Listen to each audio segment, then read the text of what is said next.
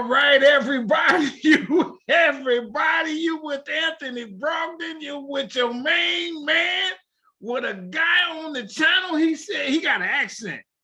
I ain't asking about that, but I hear accent. Now we're gonna talk, see if there is an accent, but he's smooth. And he's at this center that is named after one of our noted leaders, worldwide known leaders in our history. Watch out. He gonna put something on you that I know you don't know. He said, hey, if I don't know the answer, I'll just tell you. I said, cool. I like that. Hey, let me tell you something. On this channel, we give it to you straight, no chaser. These people are experts. They know what they're talking about. And if they don't know, they'll tell me, say, hey, I don't know that one. And that's good. And we move on. Because I want you to know the real story from the people who really know it. I'm Anthony Brogdon. Sorry, I'm just now saying that, but I'm super excited to have this guy on my channel, Strong Inspirations. Do this for me, my friends. Hit the subscribe button. It's free. Don't ask no information. All it does is let me know you like me, because I like you, and there's nothing you can do about it. I figure if you sitting here watching me, there's something I'm doing correctly. And I'm getting subscribers every day. My numbers is up. I'm getting messages. People say things like, man, I really like that. Yeah, well, okay, well, share it with your family and your friends. Just share the link.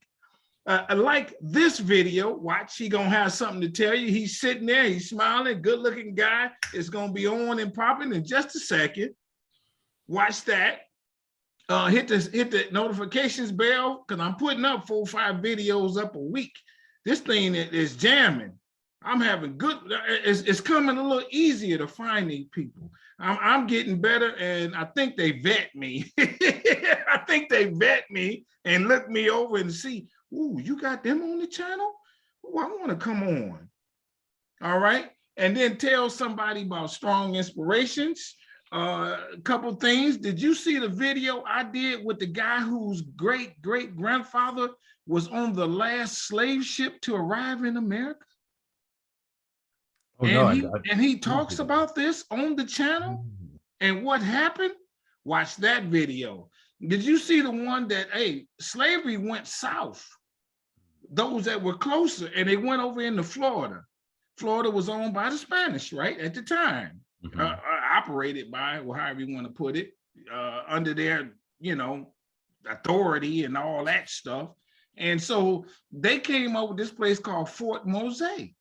I interviewed a guy who was a volunteer at the fort, and he talks about that story. Watch that one. I got one on here. I'm still kind of tripping on this video. This guy says he know his great-grandfather was in the KKK and he killed a guy. He wrote a book about it. I said, man, and he said, I'm no racist, and my family did what they could to make me a racist. And my family hated me a lot. My mom moved out of town because he was teaching at a black school. And he got jumped on one day. And a guy saved his life because he's, evidently he's on the channel. Watch that video. Oh man, we ain't playing with him on Strong Inspirations. We jamming, and my man is gonna jam today. Watch. Oh, this thing is serious. Now, I'd like for you all to watch my movie. I'm this serious. I got my own movie. It's streaming on Amazon. It's called Business in the Black: The Rise of Black Business in America. Let me tell you something. It's 75 minutes and you will not go to sleep. It's too much information. It starts and ends with this one guy that at the time we interviewed him, he was 101 years old. And at the end of it, he says, you can't tell me nothing. I done seen it all. Watch my movie. Boom. I got the book out too. It's called Black Business Book. The book is very good, very thorough. It's over 200 facts. But I got to be honest with you, my friends. I don't add no commentary. I let the fact stand on itself. To me, that makes it more impactful to me. because then I want to learn more. I can go and as I do in the book, I give you the link to where I found the fact. It's incredible things. And the guy that he's going to talk about, we mentioned in the book. You got to mention this guy, and he'll tell you who it is. Now, lastly, I am becoming bigger on this stage of Black history. And so I got the confidence to have my own festival. Yes, I got a festival coming up May 27th through the 29th this year, which is 2022, in Kansas City, Kansas. It's called Freedom Quindaro. You need to be there. You're going to enjoy this. We're going to have some fun, and I'm going to inspire you with the people that we present, and I'm going to educate you with the people that we present, and I'm going to feed you cooked by the people of the town, not catered. We ain't catering it, because so you can get a burnt hot dog at the picnic. I like mine burnt. I don't want no pink, no red, nothing. I want it burnt. That's how you do a hot dog at the thing. We cooking it on site. Now, go to my website, businessintheblack.net. Now, you hear me use this term strong a lot. Strong is my favorite word. I'm going to keep saying it because I just enjoy it. Strong stands for strength, tenacity, resilience, and a sense of oneness, nobility, and grace. And my friends, that's the introduction to my guest today. He's a strong man. That's what everybody tell me about him out of his town. We're going to get to know him a little bit, and he's going to share something on your mind. Watch out. Sir, introduce yourself. Thank you for coming on Strong Inspirations. Oh, hi, Anthony. It's great to be here. My name is Adam Holmes. I'm the Assistant Director of the W.E.B DuBois Center at UMass Amherst, which is in Massachusetts. Okay. If you don't know, I got to ask a couple questions about you before we get into the story. Nothing too bad. That's all right. Where you from? Where you from? It's an interesting story because I was born in Denmark. It's a Danish mother and an American father, but I grew up in the United Kingdom. I lived in London for most of my life, and then 5 years ago, more or less 4.5 years ago, I moved to this side of the Atlantic and settled in Massachusetts. And just about a year after that, I started work at UMass Amherst. Okay. So in some ways, with my American roots, it's been a return, and in other ways, it's been a departure, if you know what I mean. Yeah, sure. Now, Denmark and the UK, how far are they apart? Is that close or something? Is that? Yeah, it's they don't share a border or anything, but it's a pretty easy flight, about an hour and a half. So so about an hour and a half. And how old were you when you moved to the UK? Oh, I was tiny. I think I was a year. Oh, so you did very little in Denmark for the most part. Yeah. And the UK were you in London or were you in some other city? Yeah, I grew up in South London. Yeah. All right. Now I got to ask you a couple questions. Were there Black people where you grew up? Yes, there were. I got another question. Why? Why didn't you grow up on the town that there were no Black people? I mean, not why, because you didn't have no control over it, but what's that dynamic? It's interesting. South London, where I live, you've probably heard of Brixton, which is a real cultural center historically for people who settled in Britain from largely the Caribbean, but also, from parts of Africa and who are, and who've been there for generations now. And like Harlem in New York, it is an area that has a rich heritage of Black music, a Black community building, Black religion, but also a heritage that's under threat from white gentrification. Okay. I was part of that gentrification. I take no pride in saying that, but really? when we moved to London, one of the reasons why the areas that that you were able to buy property in were more affordable was because they were more diverse. Less diverse areas have higher rates of property prices and have more exclusive laws around, and not as perhaps aggressive as the red lines and the zoning laws in the US, but there's still ways of keeping wealthy white people segregated. Of course, Yes. so it's said that's changed a little bit as a bunch of the center of London has been sold to wealthy folks from the Middle East. So that color line has been crossed, but it's still, what determines, I think, diversity in any urban area. It comes down fundamentally to economics, but it also speaks to the legacy of colonialism, and one of the reasons why there were so many people from the Caribbean and parts of West Africa in South London when I was growing up was a direct result of British imperialism in those parts of the world. Okay, let me stop you there. Because you're deep on, but I still want to get a couple questions on you. So you went to an integrated school, grade school, and that kind of thing? I would say my schools were the ones I went to were very I would call them majority white, to the point of being, I would sort of classify them as almost entirely sort of undiverse. That wasn't to say that they were entirely white, but they were. Because you went to a private school, or you just got bused to it? You went to a private school? Yeah. Okay. But then you went home, and did you have a neighbor that was Black nearby? I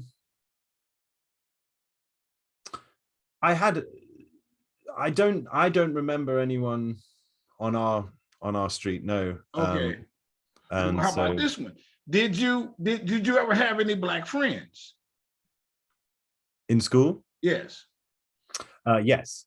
Oh, you did. So you were a kind of a forward-thinking kind of guy, because in London there could be, we don't want to hang out with Black people, that kind of thing, just like in America.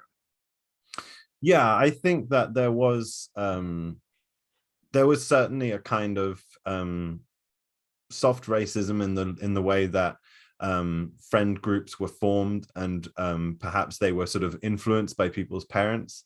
Right. I would say again, like, while I did have friends who weren't white, who had one of my best friends was from an Indian family, for example, that still the majority of my friends looked like me, and that was as a result of cultural conditioning. I would not want to represent myself in any way as any kind of crusader when I was that age. And I think we all participated slightly blithely in this system, which, as someone who was educated privately, kept us in a world of privilege.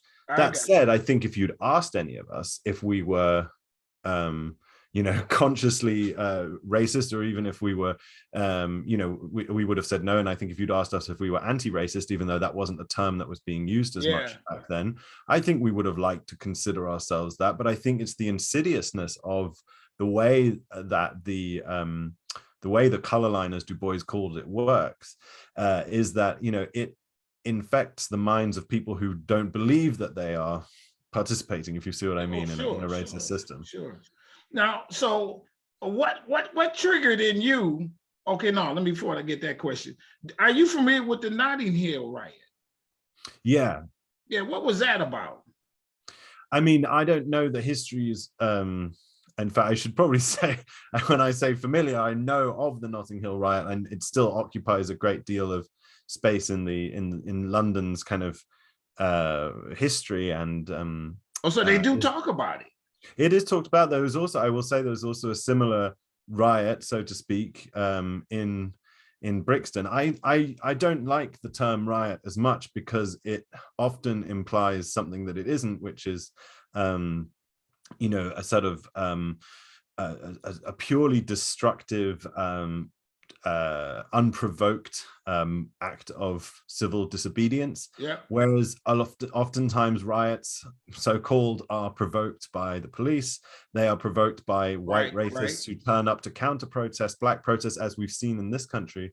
And the other thing that I think is annoying is putting it mildly, but sort of insidious about the term riot, is the way that it has been used to soften what often is active violence against Black people. That's right. So for you think about Tulsa, for example, in Right. 1921, and one of the worst things about that, just as a sort of side note that I found out the other day, is that when Black families whose homes had been burned tried to claim the insurance on those homes, they were told by the white-owned insurance companies that the policies did not cover riot damage. But so and if it Okay, was a riot, they couldn't argue with that. So, but right. the It's Notting always Hill. something. Let's go back to those though. What happened in London before we go Yeah. to where you're working things? What if there was a riot or a civil unrest or a massacre that happened in Notting Hill? Is that what that was? And also in the other town that you talked about? In Brixton, yeah. So while I don't even remember the years, unfortunately, but it's an area of my ignorance. But it was just looking it up actually on my phone as we speak. But they were like a lot of places where there is a degree of sort of an abundance of non-white people in a sort of predominantly white society, right. And especially where those people are flourishing and creating a culture and an identity that is both of that larger society but also distinct from it. I think that has historically, and I think still does, it sets off a kind of violent impulse and a frightened impulse among white people, and I think that the attacks therefore grow out of that. Now, I don't know the full history of the Notting Hill riots or the Brixton riots, but I think I would encourage people to look them up, and I guarantee you that you will see there, in these two areas of London that have been historically, racially very diverse, in fact, in many cases, majority non-white, you will see many instances of direct white racism being a result, being the sort of inciting cause of these incidents. So that's my slightly unsatisfactory answer to that, but it's that got you. That I understand that. Now let me one more on this. So growing up, did they teach you Black history? Is in your school? No. What made you like Black history then? How did you come to where you are today?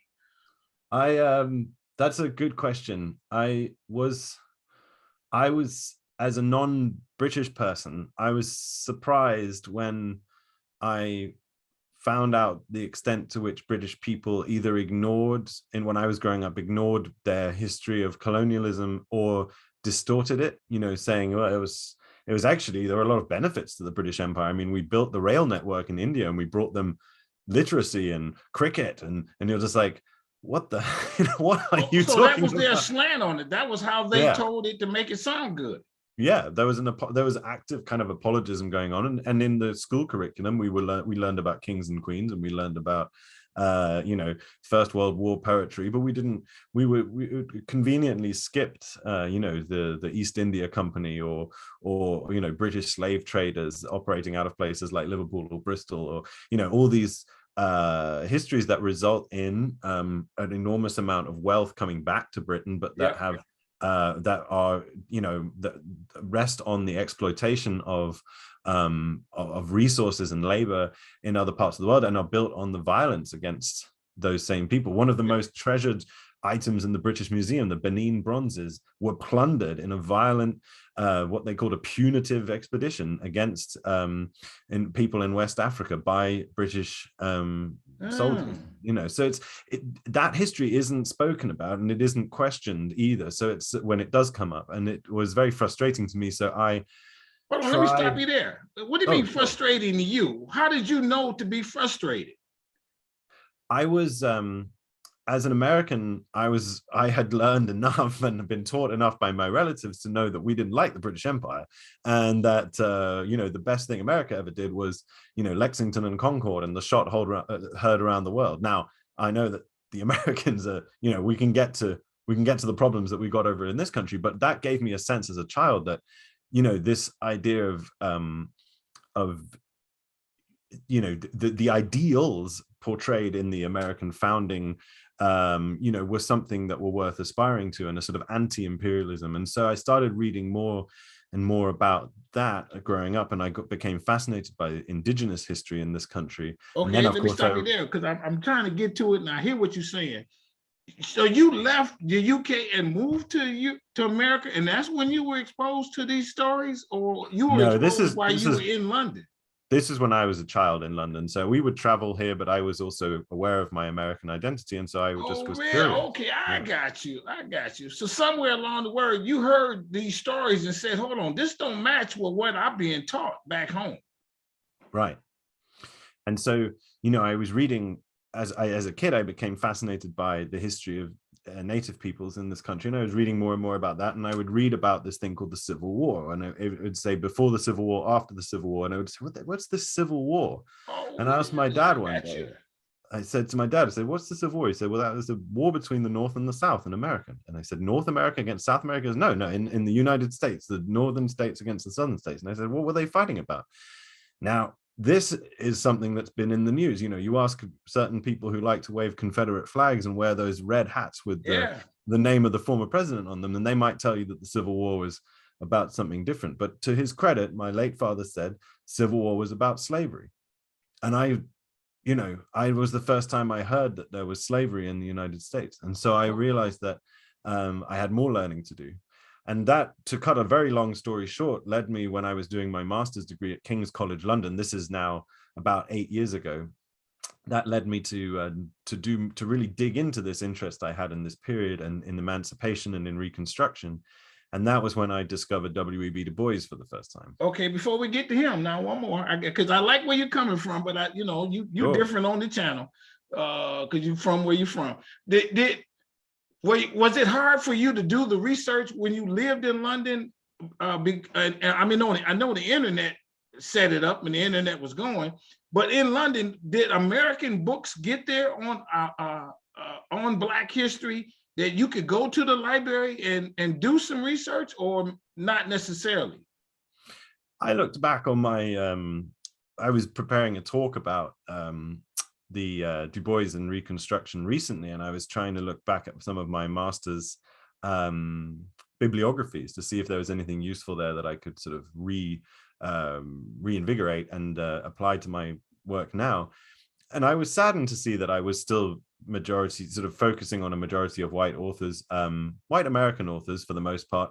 But there, among them, I found people like Du Bois. I found people like Lerone Bennett. I also found white allies of Du Bois's like Herbert Aptheker. So the answer is that yes, in an academic environment, which is the one I was in, there is a free exchange of materials that, you know, and of course, because American scholars write in English, they're always going to have an easier time getting into British libraries.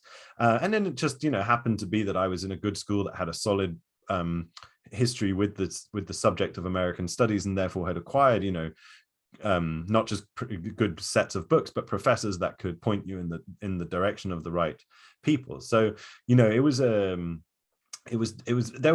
good amount of access to those kind of authors. Yeah. I got one more. So nowadays in London, and throughout when you were living there, or, you know, in some period of time, has it opened up where our history is known over there a little more readily? Has it opened up where our books are coming over there? I know the internet has really expanded that. I know there's Black History Month now there in London. Was there Black History Month when you were growing up, or is that a new phenomenon? What's the new status of it now? Yeah, so I was never aware of something called Black History Month growing up.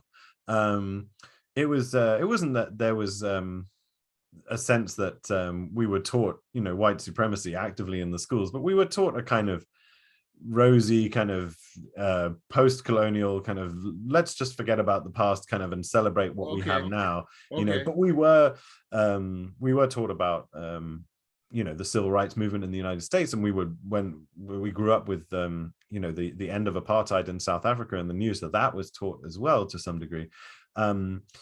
fast forwarding to now, I think that there's a greater awareness in Britain than there's ever been that they have their own heritage of slavery and Oh, of really? a Okay. complicity in a system that was a kind of a global system of the exploitation of Black people, but also of of plundering their wealth and resources. And you saw that in the wake of the protests that started in the spring of 2020 after George Floyd and others were murdered in this Okay. country. There were protests in Britain as well that Sure. started to topple statues, famously one of a British slave trader that was thrown into the harbor in Bristol, and there was a movement really to say, okay, enough is enough. We've got to reckon with our history. And of course, there's a counter movement to that of a kind of white nationalism. And so, Yeah.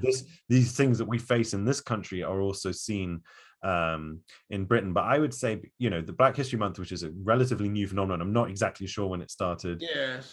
has been matched, with a greater sense of a greater awareness.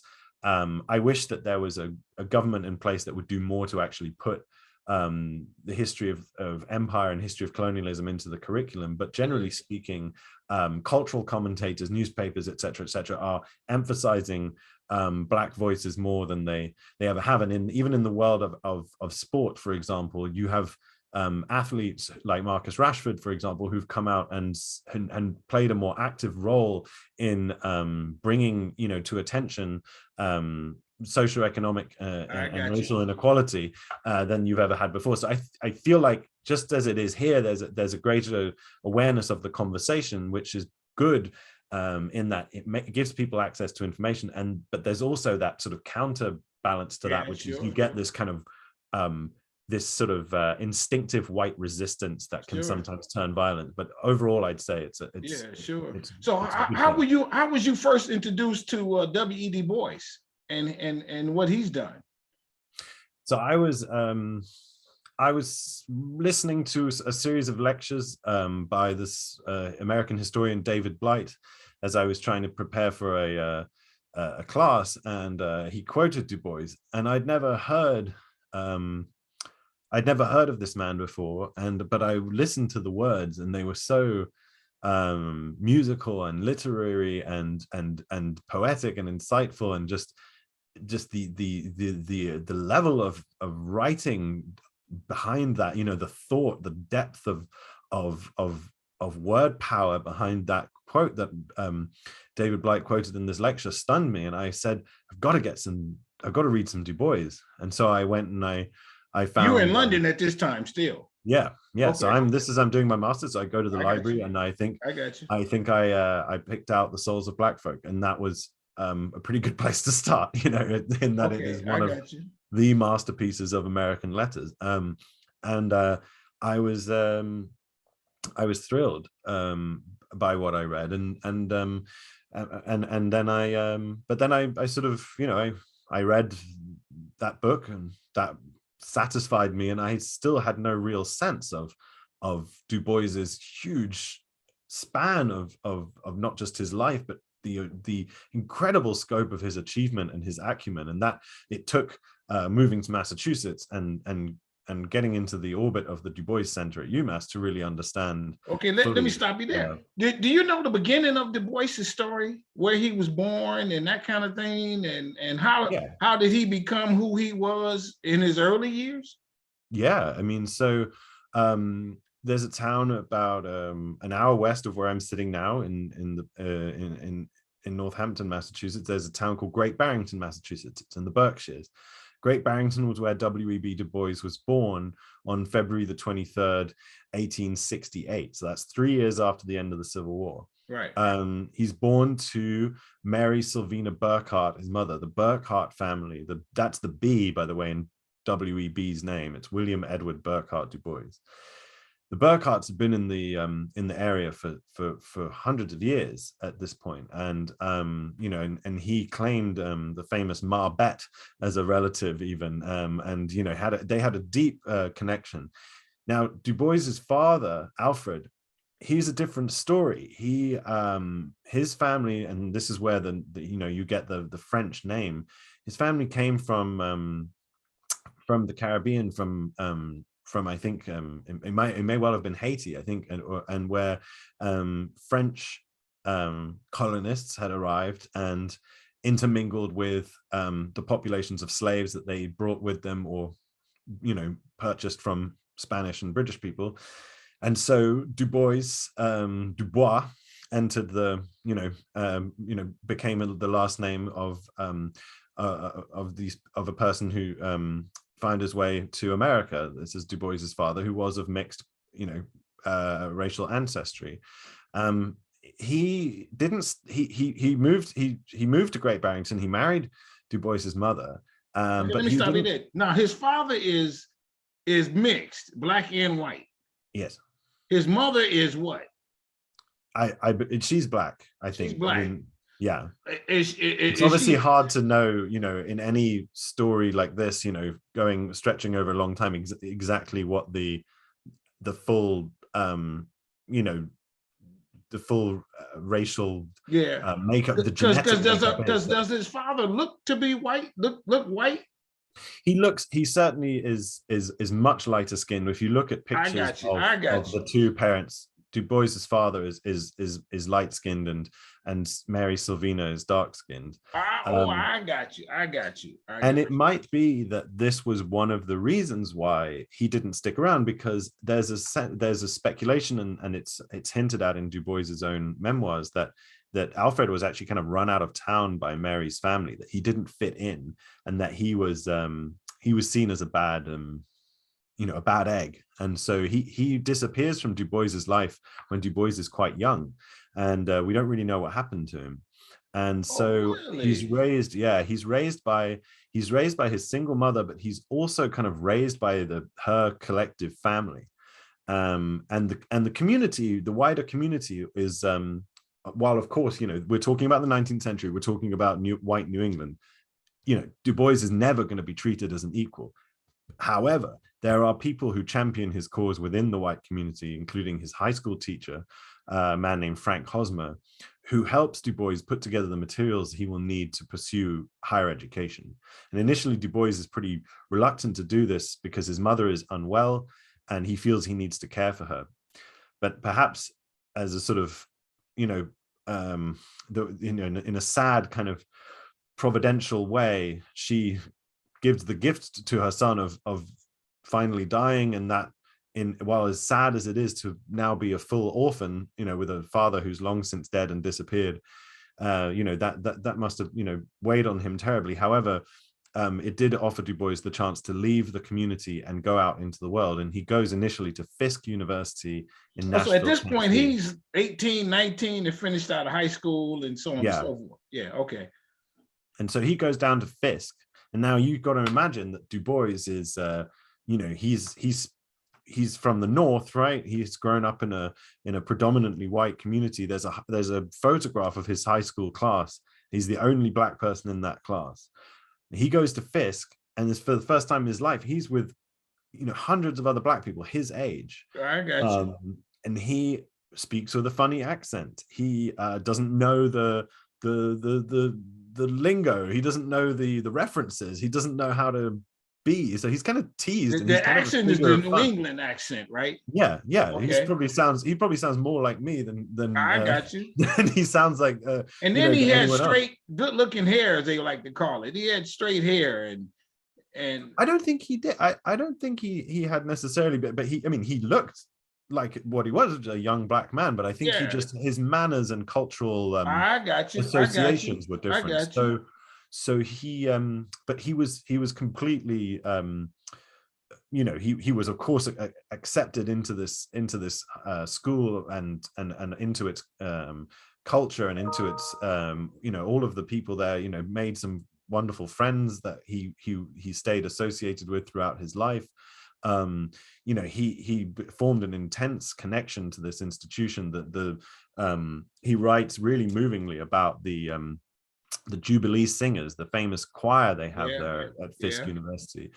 He also left the grounds of the university to go out into the surrounding communities where he taught through the summers. He taught poor people, poor black people living in often in the same house that he had to teach them in, or living in communities and fighting for scraps of education. Yeah. And he, because this is the aftermath of Reconstruction. This is the Jim Crow South. This is where the rights have been that were granted have been taken away again. Right. And so Du Bois is part of this. He, as part of his education, is also traveling and educating people in the surrounding communities, and that's very important, I think, for developing his sense of a kind of civic responsibility as well as a scholarly one.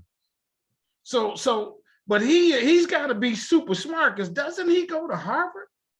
He does. Well, I have to tell you something, Anthony. Like Harvard and Du Bois, that they like to talk about Du Bois at Harvard and say, he was the first Black man to get a Ph.D. from Harvard, and they're so proud of him now. But they made it really tough for him at the time. So he always wanted to go to Harvard. He was from Massachusetts, and if you're from Massachusetts, Harvard is the shining star on the horizon. I can't imagine.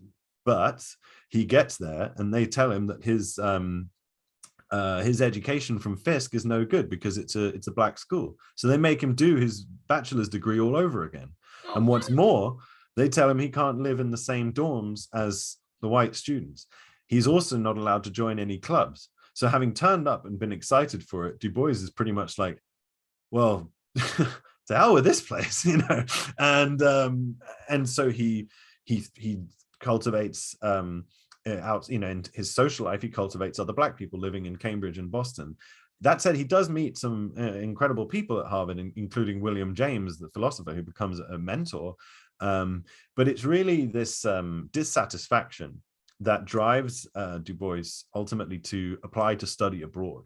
And this is incredibly important because he goes to study abroad at the University of Berlin. This is during Harvard, after Harvard? He's still doing his PhD at Harvard, but he's going to do he's initially a semester, but it turns into 2 years.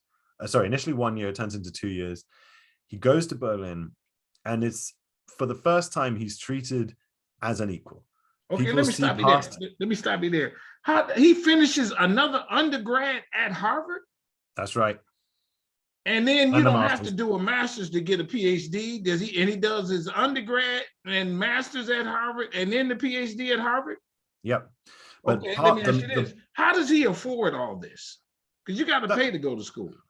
That's a good question. I think I think one thing is that tuition was much less stringent than it is now. I think he got, I believe he may have gotten a scholarship. I'm not sure. Okay. One of the things that got him through Fisk actually was that the community in Great Barrington that I mentioned, before, actually kind of did a GoFundMe for Du Bois. People contributed out of their own pocket to send him to Fisk.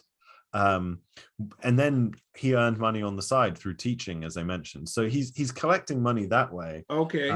But he's not a he does not come from wealth, and he does not accumulate great wealth at this time. Really? He's very much your stereotype of the penniless grad student. But nevertheless, he's able to get this fellowship to go to Germany, and that fellowship is paid. That fellowship is he gets, a part of that, he gets a stipend of $750, which is a lot more than it is now, and he's able to take that money and go to Europe. And believe me, he would have stayed in Europe if he hadn't run out of money. It's only the fact that he runs out of funds, he's unable to raise more, that sends him back to America. Okay, let me stop you there. He's only there for a certain period of time under this fellowship. He's got to come back anyway. Does he finish the fellowship over there? Yeah, I mean, initially it's as I say, initially the fellowship period is just a year, so he's able to make enough important connections to extend his time there. I don't believe he renews the fellowship, but it's really I think it's very much the case that Du Bois, who by the way spoke German, and is living, speaking German, socializing with Germans, meeting some incredibly important scholars. It's through this experience that he's he's sort of discovering himself, and as a thinker in so many ways.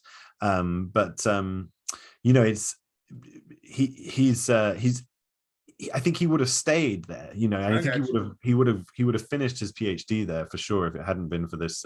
If he hadn't run out of funds to do so. So back he comes. And so he finished his PhD at Harvard. What was he studying? what was his degree? What did he want to do in life?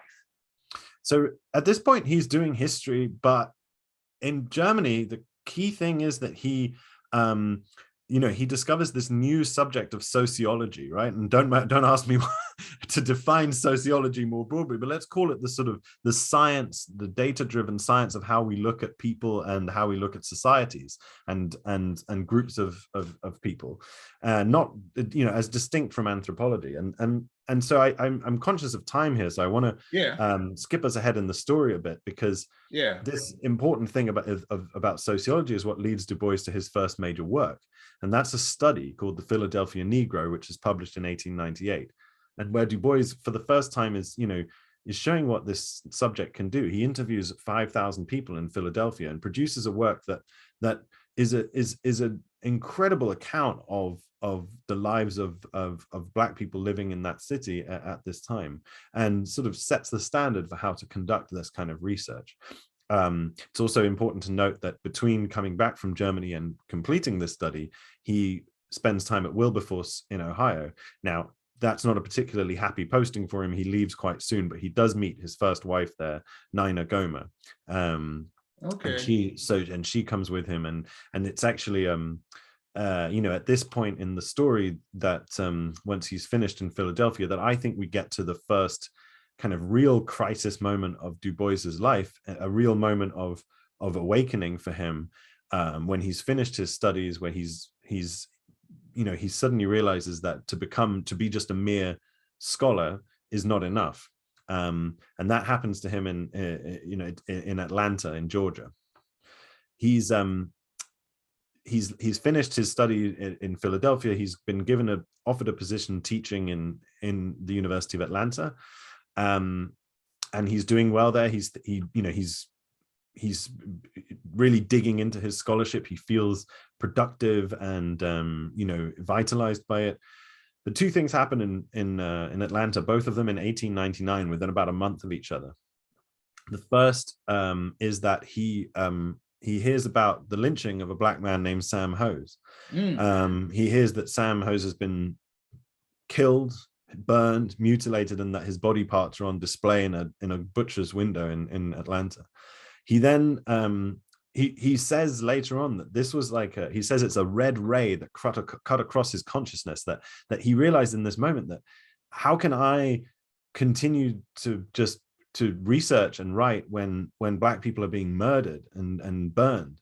I've got to do something more. I've got to take my scholarship, and I've got to use that as a springboard. I can't just limit myself to this work. The second thing that happens in 1899 is that his 2-year-old son dies of dysentery. One of the reasons that Burckhardt Du Bois, his son's name, dies is that he's denied the best medical treatment on the grounds of race. Okay. Given the time, and I want to talk a little bit about the center itself, but one more, what does Du Bois do? What makes him great? Why do we know him? I know he goes internationally, what have you. Yeah, what is his claim to fame, let's say? So this is why I brought us to Atlanta, because I want to look at this first sort of 10, 15 years of the 20th century, because I think the answer to your question lies a little bit in that.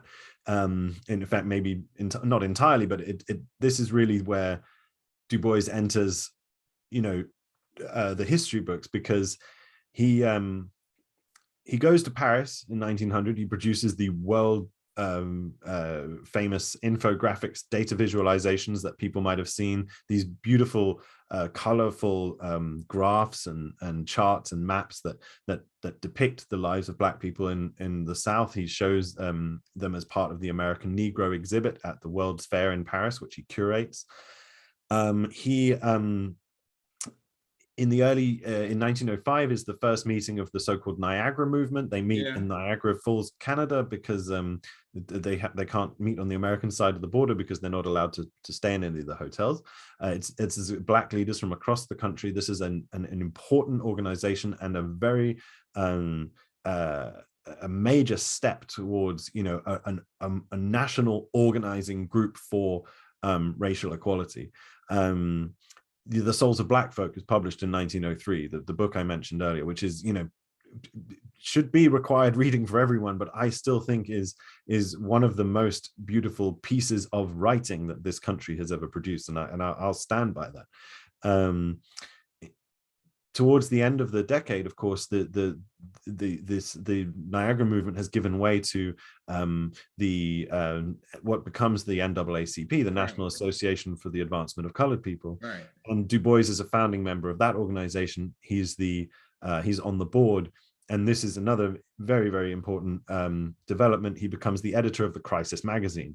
And it's through his stewardship of the Crisis magazine that Du Bois is able to live as a public intellectual. And it's really important to emphasize that term, public intellectual. He takes his own scholarship, he synthesizes it, and then he makes it accessible to others. He writes in this historic magazine content that is digestible, that is vital, that is relevant, and on subjects ranging from education to whether or not Black people should serve in the military in World War I, to ideas around political enfranchisement, votes for women. He promotes the voices of other Black writers, men and women, in this magazine. It is an incredibly important job that he does for 2 decades of his life. He resigns from the NAACP in the 1930s, but throughout the teens and 20s and into the early 30s, he is the fearless editor of this magazine that has,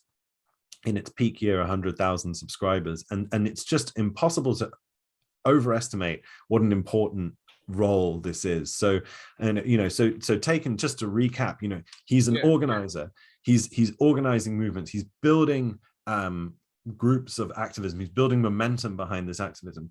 He's revolutionizing the way people write and therefore think about Black America in the souls of Black folk, but also in poems that he publishes in the Crisis. He's bringing people in. He founds the Brownies book through the Crisis magazine, which is a magazine for children. It's essentially the Crisis magazine, but for a child audience. Okay.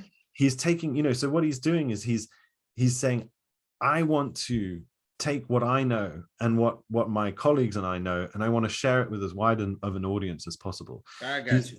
He's disseminating information, he's organizing, he's producing scholarship, he's speaking, he's traveling the country, he's performing. Does he get into protest? Does he march down the streets with whoever's marching at the time? Does he do those kind of things?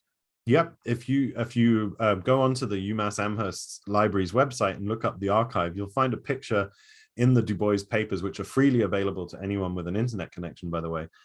You'll find a photo of Du Bois marching in a protest in 1917.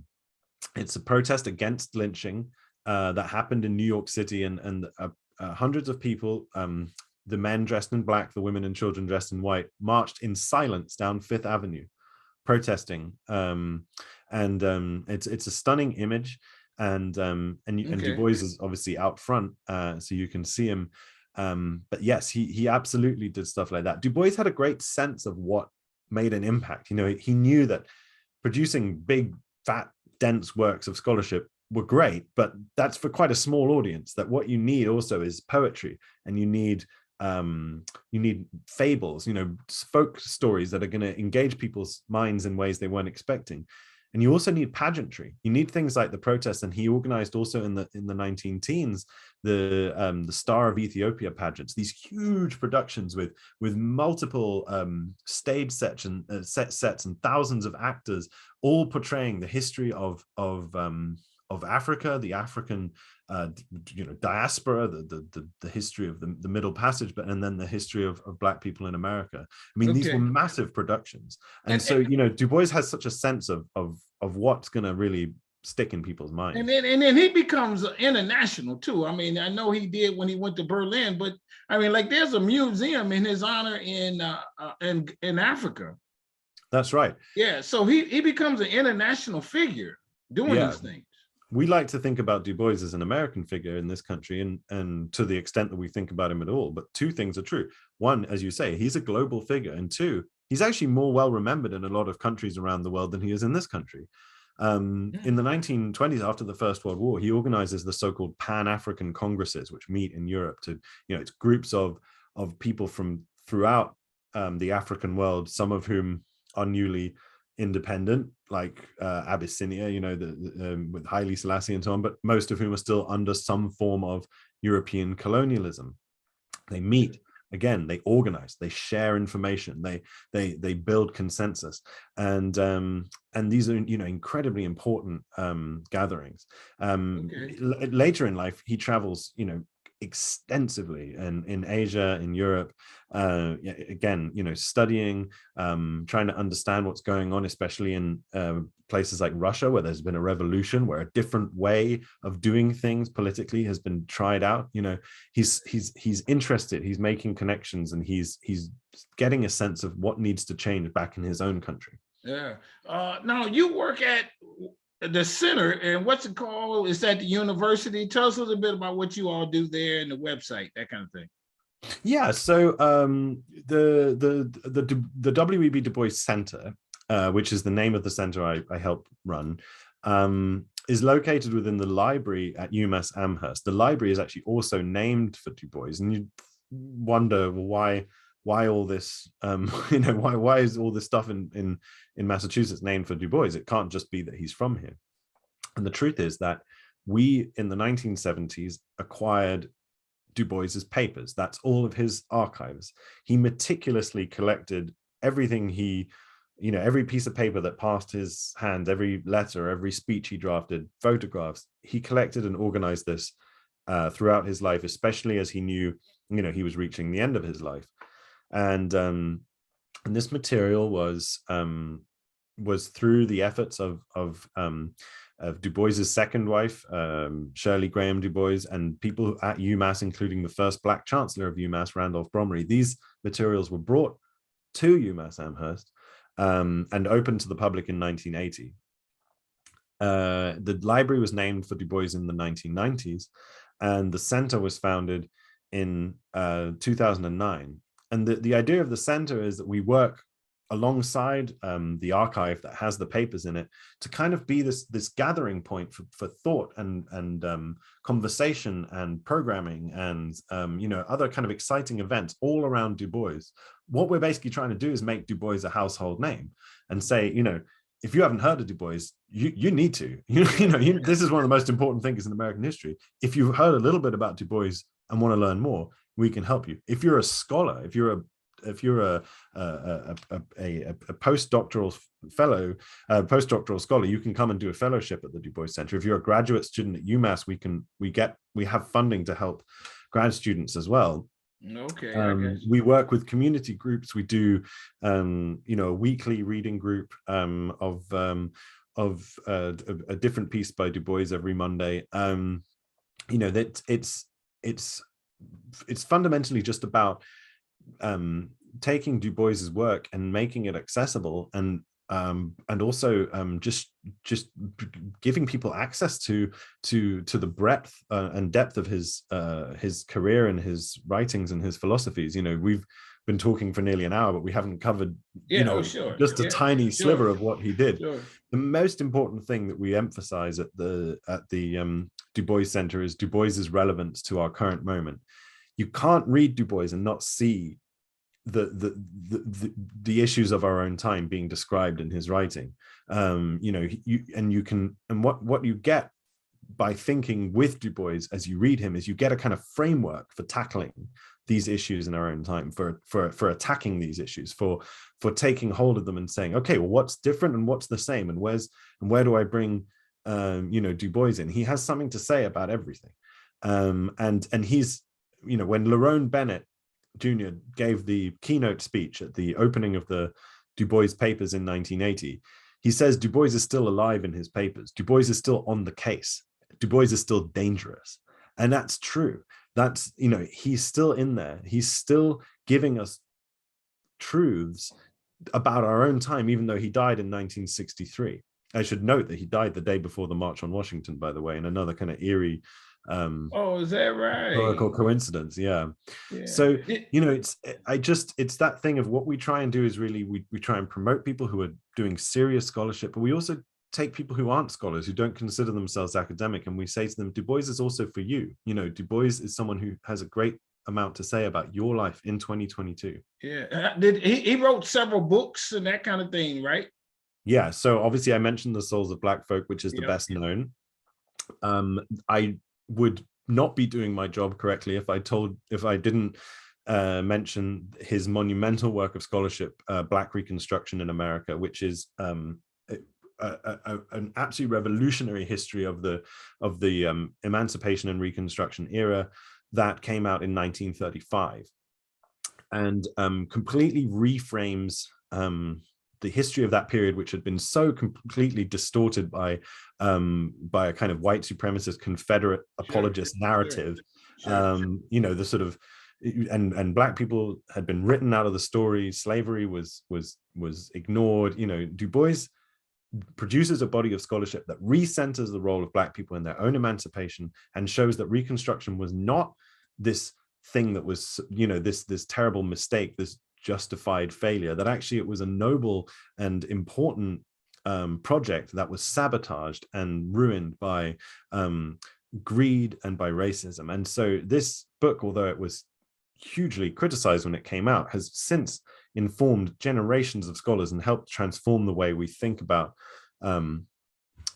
this period. And he produced you know, he produced other works as well. He started writing about African history, produced The World in Africa. He wrote novels like The Quest for the Silver Fleece. He wrote two amazing memoirs, one that was published posthumously, the autobiography of W.E.B. DuBois, but also Dusk of Dawn. He wrote a wonderful a book called Darkwater, Voices from Within the Veil, which is a collection of all kinds of essays and stories, and so he, you know, he's so prolific in terms of his books, and throughout all of this time he's also producing articles, speeches, you know, editorials, you name it. Okay, I got The man was prolific, in other words. It sounds like it. I got a funny one. Then I want to ask, what's the website? Did he have carpal tunnel for typing all that? Well, you know what he had, Anthony? He had typists. He had people helping him. So he had you know, he had access to secretarial work, and he also wrote a lot of stuff by hand. But I don't know. Yeah, I mean. Oh, really? He did write it by hand. Oh, man. Yeah. Now, what's the website for your center, and how do people they can visit otherwise and support you all in some capacity? And that's the closing. Absolutely. So the website is DuBois Center, all one word, at duboiscenter.umass.edu. So that's duboiscenter.umass.edu. Okay. I should also point out that we're on Twitter, which if folks are interested in seeing what's going on at the center, and we put out quotes by Du Bois every week, that you can follow us on Twitter at DuBois UMass as well. And we're also on Instagram, and that's just W.E.B DuBois Center.